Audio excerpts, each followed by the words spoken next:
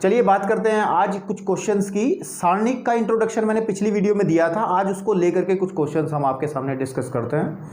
Question क्या, प्रश्नावली जो 4.1 है, प्रश्नावली हमारे पास में, इसको डिस्कस करते हैं। प्रश्नावली आपके पास में, ठीक है, 4.1 कुछ क्वेश्चन है जिससे थोड़ा सा कॉन्सेप्ट क्लियर हो जाएगा और जो चीज़ हमने पढ़ी थी इंट्रोडक्शन के अंदर उसको आप अप्लाई करने का समय है, उसको आप देखिएगा। एक बार फिर मैं आपको बता दूं कि इस बुक के हमारे पास क्लास 12th कक्षा 12 की जो किताब है, ये फर्स्ट पार्ट, इसके जो पहले 3 चैप्टर हैं आपको उनका लिंक जो है वो डिस्क्रिप्शन में मिल जाएगा, क्योंकि वो वीडियोस जो हैं मेरे दूसरे चैनल पर उपलब्ध हैं, वो चैनल भी मेरा ही है। तो आप लोग अगर आपको पहला चैप्टर, दूसरा चैप्टर या तीसरा चैप्टर करना है तो ईजिली आप लोग जा करके उस चैनल को विजिट करें और देखिए, फिर आगे की तरफ बढ़िए। ठीक है, चलिए बात करते हैं। अब इसमें जो पहला क्वेश्चन है, एक क्वेश्चन नंबर 1, ध्यान से देखिएगा। इन्होंने कहा है मेरे पास में कि 2, 4, -5 एंड -1, इसका हमें मान निकालना है सिंपली। ठीक है, सारणिक मान इसका हमें निकाल देना है। ये एक आव्यूह होगा, कहने की बात ये है कि एक आव्यूह होगा इस तरीके का, 2, 4, -5 एंड 1, ये एक आव्यूह था। अगर इस आव्यूह को हम ए कहें, थोड़ा समझने वाली बात है, तो जो ए का डिटर्मिनेंट है यानी कि सारणिक है, उसको हम लिखते हैं इस तरीके से करके कि 2, 4, -5 -1, मतलब उसने आव्यूह ना दे करके वो उस तरीके से भी कह सकता था कि आव्यूह दे करके आपको कि इसका आप सारणिक मान निकालिए।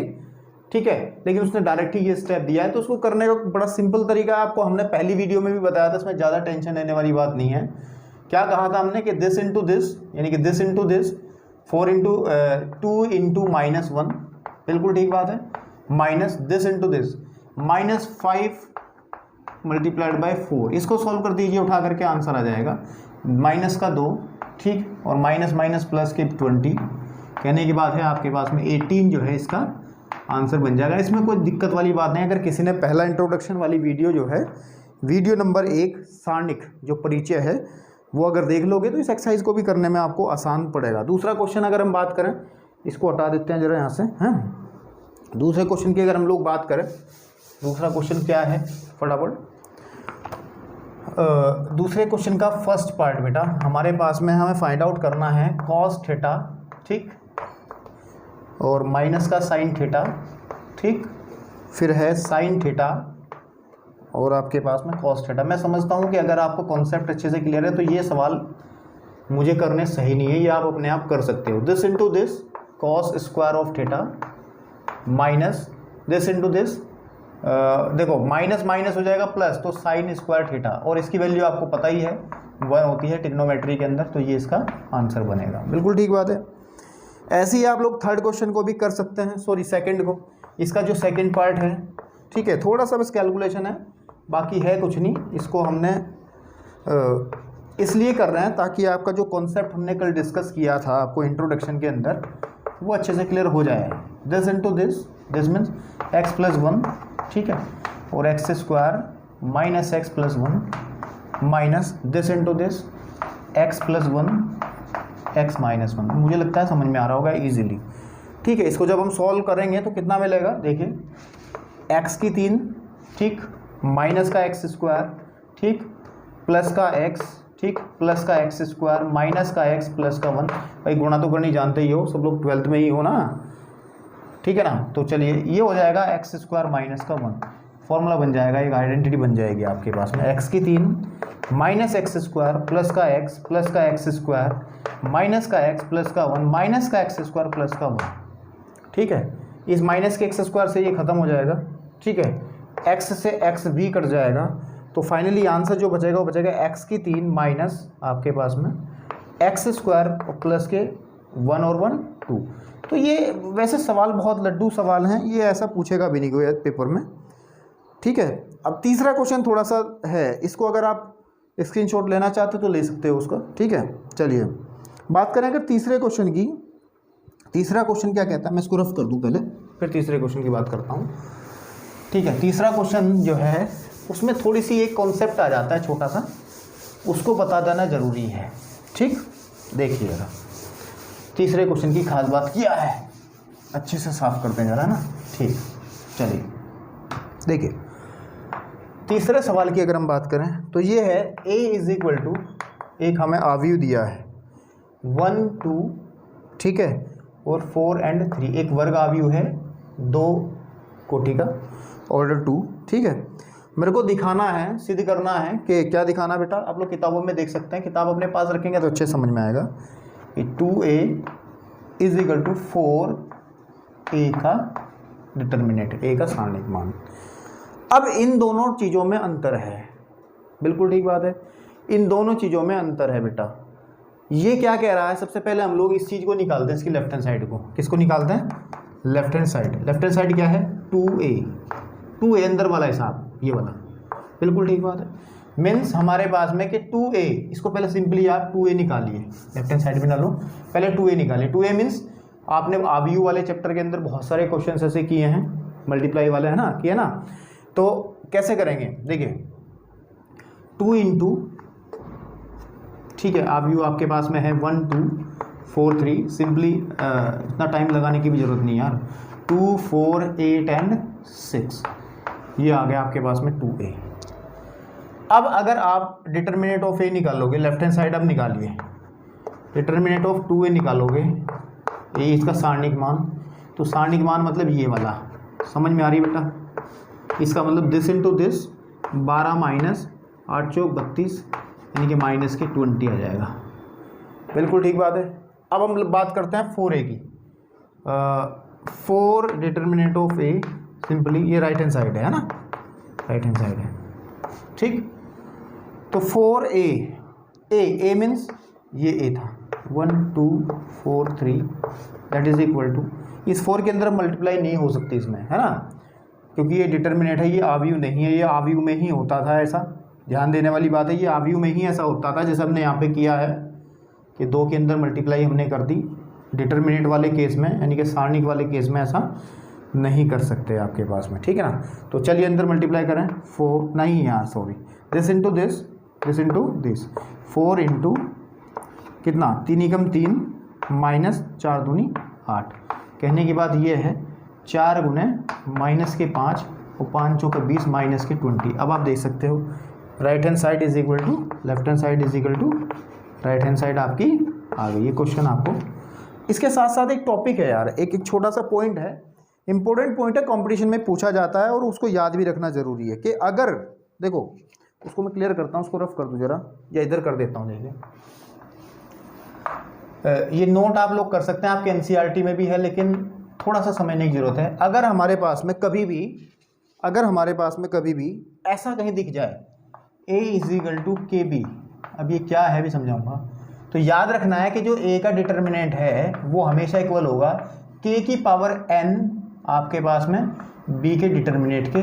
अभी आपको कुछ समझ में नहीं आ रहा होगा, अभी मैं समझाता हूँ। देखिए n जो है वो आपके पास में a b की आपके पास में क्या है, कोटि है, यानी कि इसका ऑर्डर है ये, ठीक, आपके पास में मतलब क्या है, इसको एग्जांपल से समझाने का प्रयास करता हूँ।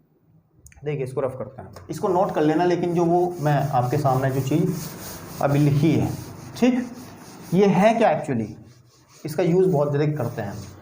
एग्जाम्पल से बात करते हैं, उदाहरण लेकर के, एग्जाम्पल लेकर के बात करते हैं, पहले ये बात करते हैं एग्जाम्पल, ठीक है। अगर मैं एक ए सेट लेकर के चलता हूँ, ध्यान से देखिए, ठीक, 2 2, ठीक है ना, और 4 एंड 0, और बी कुछ भी मैं लेकर के चलता हूँ, सपोज कर लीजिए आप बी लेकर के चलता हूँ, डी लेकर के चलता हूँ, 1 1 आपके पास में और 2 0, है ना। अब ये बड़ा क्लियर सा दिखाई दे रहा है इसके अंदर, ध्यान से अगर आप देखो बेटे कि क्या कि ए जो है वो 2b के इक्वल है, बिल्कुल है। अगर मैं इसमें 2 से मल्टीप्लाई कर दूँ तो हमारे पास a बन जाएगा, बिल्कुल ठीक बात है। अगर a is equal to 2b है तो a का determinant is equal to b के डिटर्मिनेंट के बराबर 2, ऐसा होगा क्या, ऐसा होगा क्या, इसको हमें देखना है, क्या ऐसा हो पाएगा, ऐसा नहीं, ऐसा नहीं होगा। उसी के लिए मैं रिजल्ट आपको डिस्कस कर रहा हूँ, किस तरीके से, ध्यान से देखिएगा, मैं इसको रफ कर देता हूँ थोड़ा सा। देखिए कैसे, अगर मैं a का डिटर्मिनेंट निकालता हूँ, देखिए तो क्या निकल के आता है, डिटर्मिनेंट ऑफ 2 2 4 0, मतलब 0 - 8 that is equal to minus का 8, क्लियर है, ठीक। बेटे मैं बी का डिटरमिनेंट अगर निकालता हूँ तो क्या निकलेगा मेरे पास, बी का डिटरमिनेंट निकालता हूँ तो निकलेगा 1 1 0 सॉरी 2 0 और कैसे निकलेगा 0 -2 दैट इज इक्वल टू -2। तो हम ये देख पा रहे हैं कि देखिए ज़रा इनमें रिलेशन क्या है, इसमें रिलेशन ये है कि जो ए है ना, ए का डिटरमिनेंट जो है, ए का डिटरमिनेंट जो है वो आपके पास में किसके बराबर हो रहा है, इसके देखो बी से अगर मैं रिलेशन बनाऊं, अगर मैं बी से रिलेशन बनाऊं वो बनता है आपके पास में 2 का स्क्वायर डिटरमिनेंट ऑफ बी, 2 का स्क्वायर डिटरमिनेंट ऑफ बी देख लो आप, -8 इज इक्वल टू 4 इंटू -2, यही बनेगा नहीं बनेगा। मतलब क्या है, मतलब क्या है, समझाने का मेरा मतलब पर्पज़ क्या है, पर्पज़ ये है कि अगर कभी भी दो अवयवों के बीच में कुछ रिलेशन बन रहा हो, वो एक दूसरे के मतलब कुछ एक दूसरे से संबंध रखते हों इस तरीके से कि या तो एक डबल हो, आधा हो, कुछ भी हो, 3 गुना हो, 4 गुना हो, तो उनके डिटरमिनेंट के वैल्यूज़ में भी एक रिलेशन आ जाता है। अगर दो अवयवों के बीच में कोई संबंध आता है तो उनके जो डिटरमिनेंट वैल्यू है, जो सारणिक मान है, उनमें भी एक संबंध आता है, और संबंध जो होता है वो होता है a का जो हमारे पास सारणिक मान होगा वो 2 की पावर n b के बराबर होगा। मतलब क्या है, ये n क्या है, ये n होगा जिस ऑर्डर के ये दोनों के दोनों अवयव होंगे। समझ में आई बात। अगर ये 3/3 के होते तो मैं n की वैल्यू 3 लेकर के यहाँ वेरीफाई इसको करता, बिल्कुल ठीक है, लेकिन ये हमारे पास ऑर्डर 2 का है तो हम इसको ऐसे। तो यानी जनरली अगर हम लोग बात करें कभी भी कि अगर a = KB हो, यानी कि ये इसके k गुने के बराबर हो, तो a का जो सारणिक मान होगा वो हमेशा ही k की पावर n b के सारणिक मान के गुणनफल के बराबर होगा, जहां पर n जो है वो a और b की कोटि है। इसको बहुत अच्छे से ध्यान रखना है क्योंकि ये यूज़ में बहुत आता है जब आप किसी भी कॉम्पिटिशन में जाते हो, डायरेक्ट क्वेश्चन पूछे जाते हैं। डायरेक्ट क्वेश्चन कैसे पूछे जाते हैं देखिए मैं डिस्कस करता हूँ। क्या कहेगा कि a = 3b है, ठीक है, तो आप क्या कहोगे कि a का डिटरमिनेंट इज इक्वल टू होगा 3 की पावर कितना, 3 की पावर k n है ना, डिटरमिनेंट ऑफ b। n क्या है, अगर ये 3/3 के हैं तो यहाँ पे 3 ले लेंगे, अगर ये 2/2 के हैं तो यहाँ पे 2 ले लेंगे, 4/4 के हैं तो यहाँ पे 4 ले लेंगे। बड़ा सिंपल तरीके से इसको समझने की ज़रूरत है, कोई ज़्यादा टेंशन वाली बात नहीं है। चलिए, मतलब मैंने बताया क्या कि अगर a = सिंपली KB के बराबर होगा, है ना, तो हमारे पास a का जो डिटरमिनेंट है बेटा वो आ जाएगा k की पावर n b के इक्वल, जहाँ n जो है a और b का क्या है, ऑर्डर है, यानी कि कोटि है ना, सिंपल सी बात है। अब इस पे क्वेश्चन है हमारे पास, क्वेश्चन नंबर 4 की अगर हम एक्सरसाइज से बात करें, क्वेश्चन नंबर 4 में कहा गया है सिंपली, इसने कहा है कि a इज इक्वल टू हमारे पास एक अवयव दिया गया है बेटा 1 0 1, ठीक है, और 0 1 और 2, ठीक है, एंड 0 0 4, यही तो है। और ये कह रहा है कि सिद्ध करके दिखाइए, मेरे को प्रूव करवा रहा है, यहाँ पे लिख लेता हूँ प्रूफ क्या करा रहा हूँ, कि 3a का जो डिटरमिनेंट होगा वो इक्वल होगा 27 डिटरमिनेंट ऑफ a के। बड़ा आसानी से इसको हम डायरेक्ट भी कर सकते हैं। कैसे, अगर मैं 3a की बात करूँ, मैं b = ले लूँ 3a, b = 3a का मतलब सिंपल सी बात है, b = 3a मतलब सिंपल सी बात है, b इसमें 3 से मल्टीप्लाई अगर मैं कर लूँ कि 3 0 3 0 3 6 0 0 12 0 0 12, ये 6 है ना। तो इन दोनों अवयवों में क्या है, जैसे यहाँ था ये जो a है वो b का k गुना था, ठीक है ना, तो वही कॉन्सेप्ट इसमें हो रहा है आपके पास में, वही कॉन्सेप्ट इसमें हो रहा है कि जो ये हमारे पास में a है, ये जो b है ये इसका 3 गुना है। तो अगर हम डायरेक्टली देखें कैसे कि जो 3a का जो डिटरमिनेंट होगा वो बराबर होगा k कितना बनेगा इसमें, k 3 गुना है तो 3, और कोटि कितनी है इसकी 3/3, तो 3/3 की वैल्यू 3 और डिटरमिनेंट ऑफ a। समझ में आ रही बात। तो यानी कहने की बात 2a का डिटरमिनेंट होगा वो 3 × 9 = 27 के बराबर होगा।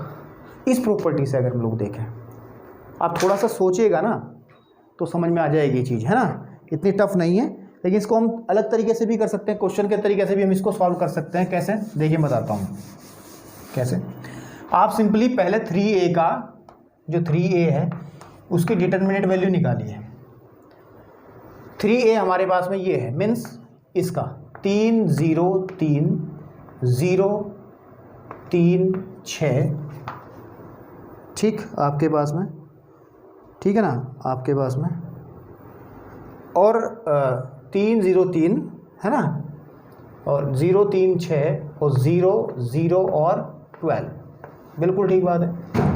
इसकी डिटरमिनेंट वैल्यू निकाली। मैंने एक बात बताई थी आपको कि आप जब भी किसी भी आव्यूह का सारणिक मान निकालें तो प्रसार उस कॉलम या उस रो के सापेक्ष करें जिसमें नंबर ऑफ जीरो की संख्या ज़्यादा हो, तो कैलकुलेशन वर्क आपका कम हो जाएगा।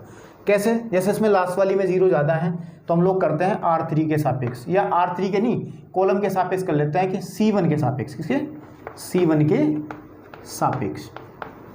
ठीक है, चौक मेरी छोटी हो गई यार, चौक जरा ले लें, ठीक, चौक जरा लेते हैं, देखिए करते हैं। तो डिटरमिनेंट ऑफ ए जो होगा वो बराबर किसके होगा भाई, 3 पहला एलिमेंट तो यही है ना, -1 की पावर 1 + 1, ठीक है आपके पास में। फिर यहाँ पे ये एलिमेंट जिस भी कॉलम में है उसको ख़त्म कर दें, 3 6 0 and 12 प्लस नेक्स्ट एलिमेंट हम C1 के सापेक्ष कर रहे हैं तो 0 आएगा। अब 0 आएगा तो ये पूरी वैल्यू 0 हो जाएगी, लिखने की जरूरत नहीं है, ये भी 0, ये एलिमेंट 0 तो ये भी 0 आ जाएगा। इसलिए कहते हैं कि आप उस रो या कॉलम के सापेक्ष प्रसार कीजिए जिसमें 0 ज़्यादा होंगी, क्योंकि देखो अब ये सिर्फ एक ही कैलकुलेशन आपको करनी पड़ेगी मात्र, बाकी एलिमेंट क्योंकि आप 0 की मल्टीप्लाई किसी में भी करेंगे, जब बाहर ही 0 आ गया तो पूरा 0 हो जाएगा। यहाँ पे भी पहला एलिमेंट 0 तो वो भी पूरा 0 हो जाएगा, तो सिर्फ इसको कैलकुलेट करना रहेगा। तो कितना आ जाएगा हमारे पास में, 3 गुणे 12 × 36, 12 × 36, तो कितना आ जाएगा हमारे पास में, 3 6 18 का 8, ठीक, और 3 6 9 और 1 10, 108 आ गया, ठीक। अब हमें चाहिए 27, ये वाला, ये तो हमारी कौन सी साइड थी, लेफ्ट हैंड साइड थी, ये वाली हम अगर बात करें this is left hand side है ना। अब राइट हैंड साइड की अगर हम बात करें, right hand side that is 27 ए का सारणिक मान। अब 27 ए का सारणिक मान, ए है क्या एक्चुअली, ए ये है, ये वाला 1 0 0 0 1 2 and 0 and 0 and 4। तो अगर इसको भी आप C1 के सापेक्ष कर दें, C1 के सापेक्ष इसका हम प्रसार करते हैं, तो बेटा होगा क्या, जो हमारे पास वैल्यू बनेगी 27 ए के सारणिक मान की, वो बनेगी 1 इंटू -1 की पावर 1 + 1। ये कैसे हो रहा है, ये इसको आप देखने के लिए पिछले वाली वीडियो में जाइए, पूरा डिस्क्रिप्शन, पूरा इंट्रोडक्शन दिया गया था सारणिक का, तो उसमें आप इजीली इसको समझ पाएंगे, ठीक है। अब ठीक है, चलिए, और साथ ही साथ ये कि किस रो किस कॉलम में उसको ख़त्म कर देंगे, बचेगा 1 2 1 2 एंड 0 4 1 2 एंड 0 4, बिल्कुल ठीक बात है। इसको अब बाकी एलिमेंट तो 0 हो जाएंगे, बाकी इसकी जो टर्म बनेगी, क्योंकि इसके सापेक्ष भी 0 बनेगा, इसके सापेक्ष भी 0 बनेगा, तो अगर कैलकुलेट किया जाए तो ये तो प्लस हो गया, 4 × 4 केवल आ जाएगा आपका 4, कितना आ जाएगा 4, ठीक है, आपका आ जाएगा 4। इसमें 27 हमने छोड़ दिया यार, 27 को हमें बाहर लिखना चाहिए था ना, यहाँ पे 27 भी तो है मल्टीप्लाई में, इसको बड़े ब्रैकेट में ले लो सारे को, ठीक है आपके पास में, या फिर ऐसा कर लो, यहाँ पे 27 को हटा लो, केवल इसका मोड हो यही निकाल लो, खाली यही निकाल लो खाली, ठीक है। लेकिन जो लेफ्ट हैंड साइड है हमारी, लेफ्ट हैंड साइड जो है वो कितनी है, सो राइट हैंड साइड जो है वो है 27 ए का सारणिक मान, और 27 गुणे ए का सारणिक मान कितना निकाला आपने, 4, तो यहाँ पे आप 4 रखिएगा, 27 चौक भी 108 ही होते हैं, 7 चौक 28 का 8 का सिल लगे 2, 4 दूनी 8 और 2 10, ठीक है, हो गया। तो अब देखिए लेफ्ट हैंड साइड भी 108 थी और राइट हैंड साइड भी 108, और left hand side is equal to right hand side, that is your question complete, ठीक है। तो अब जैसे हमने प्रसार किया है 4th क्वेश्चन के अंदर बेटा, तो 5वें क्वेश्चन में और 6ठे क्वेश्चन को मैं करना उचित नहीं समझता, क्योंकि इसमें बेकार का मैं टाइम भी वेस्ट करूंगा। कॉन्सेप्ट अगर आपको अच्छे से क्लियर हो गया होगा तो ये चीज़ आप इजीली प्रसार कर सकते हो। जैसे कि इसमें हमने किया है 3/3 का ही था, ठीक है। ऐसे ही आप लोग ऐसी रो ऐसी कॉलम को चूज कर लें इसमें जीरोस ज़्यादा हों, जीरो नहीं है कहीं पे फिर तो कहीं से कुछ भी कर लो, कोई समस्या व परेशानी वाली बात नहीं। चलो एक क्वेश्चन कर देता हूँ 5वें का, मैं 5वें का सेकंड कर देता हूँ ताकि आपको जीरो के बिना वाला क्वेश्चन भी करना आ जाए, ठीक है। चलिए देखिए इसको रफ करते हैं, चलिए ठीक है। देखिए हमारे पास 5वें का ये सेकंड पार्ट है बेटा, कौन सा पार्ट है, सेकंड। इसमें कहा गया है इसका मान निकालना बेटा 3 - 4 एंड 5, फिर है 1 1 और माइनस का 2, बिल्कुल ठीक है। फिर है 2 3 और 1, ठीक है। बड़ा इजीली निकालेंगे, किताब रख देते हैं जरा। कैसे, किसके सापेक्ष किया जाए, किसी के सापेक्ष कर लो, क्यों, इसमें जीरो है ही नहीं तो कैलकुलेशन तो होनी होनी, कैसे भी कर लो आप। चलिए मैं करता हूँ R1 के सापेक्ष ही कर लेता हूँ, R1 के सापेक्ष ही कर लेता हूँ मैं, ठीक है। तो इसका जो मान आएगा इज इक्वल टू करके लिखिएगा 3 × -1 की पावर 1 + 1, फिर 3 जिस रोज इस कॉलम में है उसको आप डिलीट कीजिए मन मन में, तो आ जाएगा 1 - 2 3 और 1, ठीक है, प्लस माइनस का 4 × -1 की पावर, इसका नंबर होता है, ये नंबर कैसे डिसाइड होता है कि ये पहली रो और दूसरे कॉलम का है, पहली रो प्लस दूसरे कॉलम का है ना। और इसको जब खत्म करेंगे ये वाली रो खत्म हो गई, सॉरी ये वाला कॉलम पूरा खत्म, ये वाली रो खत्म, तो 1 - का 2, ठीक बेटा, और 2 और 1, 2 और 1, फिर लास्ट वाला बचा हमारे पास में 5 × -1 की पावर, इसका नंबर होता है पहली रो तीसरा कॉलम, ठीक।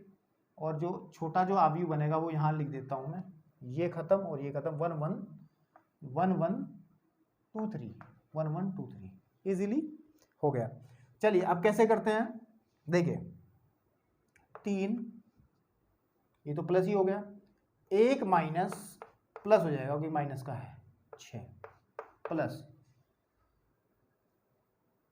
क्योंकि यहाँ पे आपके पास में माइनस है और -1 की पावर विषम है, तो एक माइनस ये मिलेगा, माइनस माइनस हो गया प्लस, तो प्लस के 4 ही रहेगा, और 1 माइनस प्लस का 4, क्यों, क्योंकि 2 × -2 माइनस का 4 होगा, तो माइनस माइनस प्लस का 4 हो जाएगा। जब आप कॉपी पे करोगे ना तो समझ में आ जाएगा।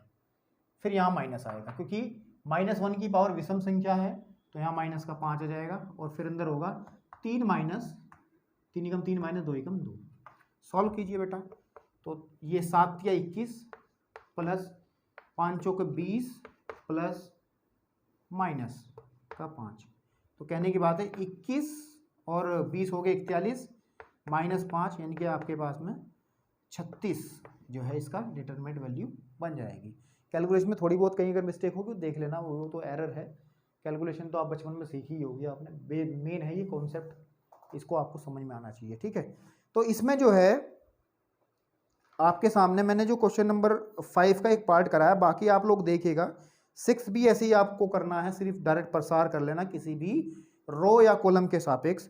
अब इसमें 7वां और 8वां क्वेश्चन है, उसको देख लीजिए, बाकी इस एक्सरसाइज में कुछ नहीं है, उसको हम खत्म करते हैं फिर, ठीक है। तो 7वां 8वें के लिए इसको रफ कर देते हैं, 7वें और 8वें, 7वां कर देता हूँ, 8वां अपने आप दो देख लीजिएगा क्योंकि इसमें इतना ज़्यादा बड़ा काम नहीं है, ठीक। 7वां क्या कहता है क्वेश्चन, देखिए उन्होंने कहा बेटा कि अगर 2 4 5 और 1 इज इक्वल टू हो किसके, 2x एंड 4 6 एंड x, थोड़ी समझने वाली बात है, इसको कराने का मेरा मकसद है कुछ नहीं है क्वेश्चन, इसको कराने का मेरा मकसद ये है कि एक बात इसमें समझानी, अगर ये ऐसे होता 2 4 5 और 1 that is equal to 2x 4 6 and x, फिर आप डायरेक्ट क्या करते हैं, दो आव्यूह बराबर तभी हो सकते हैं जब उनके संगत अवयव बराबर होते हैं, यानी कि 2 इज इक्वल टू 2x आप लिखते तुरंत, अगर आव्यूह के केस में ऐसा होता तो। लेकिन ये आव्यूह नहीं है, डिटरमिनेंट वैल्यू की हम लोग बात कर रहे हैं, किसकी बात कर रहे हैं, डिटरमिनेंट वैल्यू की हम लोग बात कर रहे हैं, तो हम इसको ऐसे नहीं कर सकते, इसको हमें इसका सारणिक मान निकालना पड़ेगा बराबर इसका सारणिक मान, कैसे, दिस इंटू दिस, 2 × 2 माइनस 5 चौक 20 is equal to 2x² minus 6 चौक 24, ठीक बेटा। अब अगर हम इसको सॉल्व करें, ये माइनस का 18 is equal to 2x² minus के 24। ठीक है, क्या किया जाए, 2x² इज इक्वल टू आपके पास में आ जाएगा 6। देखिए ध्यान से देखिए, 12th में हो कैलकुलेशन तो आती है। तो 2 से ये कटा 3 बारी, x² इज इक्वल टू आया 3, या x इज इक्वल टू आप कह सकते हो प्लस माइनस √3। ये आपका आंसर बनेगा। इसी तरीके से आप 8वें क्वेश्चन का भी आंसर निकाल सकते हैं। गलतफहमी में मत रहना कि कभी आव्यूह और सारणिक में कंफ्यूज हो जाओ। ये आप इसके संगत अवयवों को बराबर नहीं रख सकते, इसको आप सारणिक मान निकाल करके इसमें करोगे। तो ये एक्सरसाइज कंप्लीट बेटा हुई है। नेक्स्ट एक्सरसाइज बहुत महत्वपूर्ण एक्सरसाइज है, जिसकी वीडियो अपलोड अभी कल ही हो जाएगी।